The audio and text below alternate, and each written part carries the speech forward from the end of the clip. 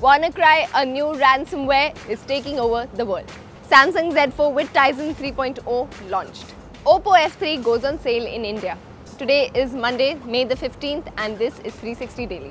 WannaCry may sound like an emo song, but it's actually a serious ransomware that's affected about 150 countries. The size of the damage is really unprecedented. And I hate to say it, but the indications are that in India, it's coming soon to a Windows device near you. Especially if you've been lazy and you haven't gotten your Windows security update on your old system yet. Apple users at the moment are safe. Samsung Z4 is out for 5,790 rupees, and that's the latest Tizen smartphone. The smartphone has a 5 megapixel rear camera and a dual LED flash. It also has a 5 megapixel front camera. Samsung claims that Z4 cameras are optimized for social media and offer features focused on convenience and creativity. It will be available offline at retail stores from Friday. Meizu is back from a sabbatical with a new smartphone, the M5. The smartphone is priced at 10,499 rupees and it's exclusive to Tata Click.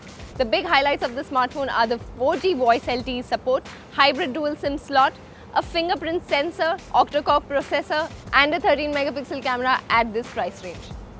Oppo F3 is out in India for 19,990 rupees.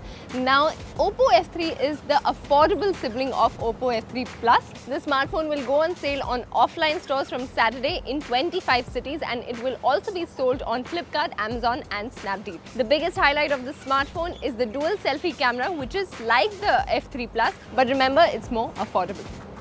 Lenovo's entire Moto lineup has been leaked on the internet.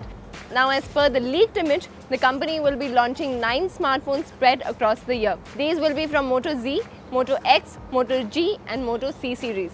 Separately, a video of Lenovo's Moto X4 presentation has been leaked, while 7 of company's upcoming smartphones have been tipped to feature Android Nougat.